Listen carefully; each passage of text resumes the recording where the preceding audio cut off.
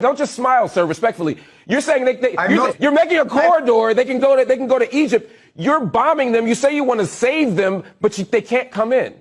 Netanyahu told everyone to leave the area. Where were they to go? Okay. Very, I mean, this is thought out. It's not something that we tell them, go to the beaches, go drown yourselves, God forbid. Not at all.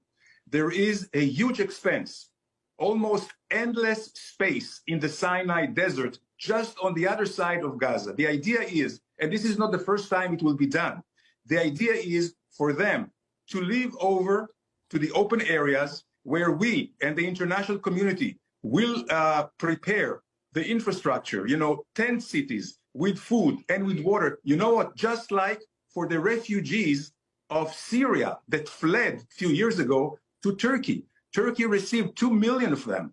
This is the idea. Again, I say there is a way to receive them all on the other side for temporary time on Sinai. Because what did Hamas turn out on the other Gaza? side? Are we talking about Rafah? Are you saying the other side that go to Egypt? Yes, absolutely. Absolutely. And Egypt will have to play ball because this is human life is at stake. He said that the humanitarian situation, quote, will only deteriorate exponentially and that crucial life-saving supplies, including fuel, food, and water, must be allowed into Gaza. So the UN is saying you must do this. You are saying you're not going to do this.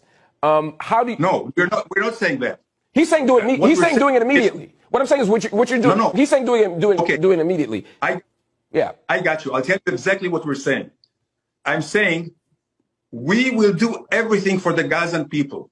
Once and now we demand immediate surrender, unconditional surrender of Hamas. If Hamas people come out with their hands up and clear their weapons, believe me, everything will be restored to Gaza. It is Hamas in Hamas hands. Now I understand.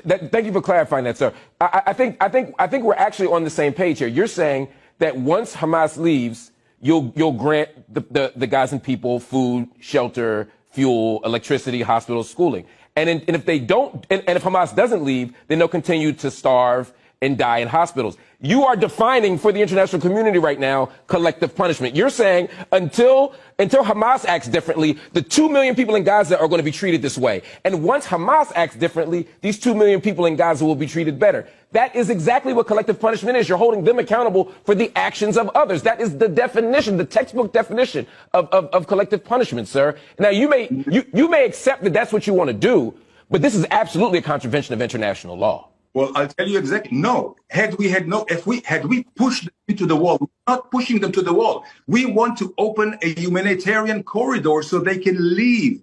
But if Hamas, so that who can leave? Citizens? You're saying civilians can leave, but only through the Rafah border, correct? At this point, yes. So they can't come. Where else? Your country. They can come into Israel.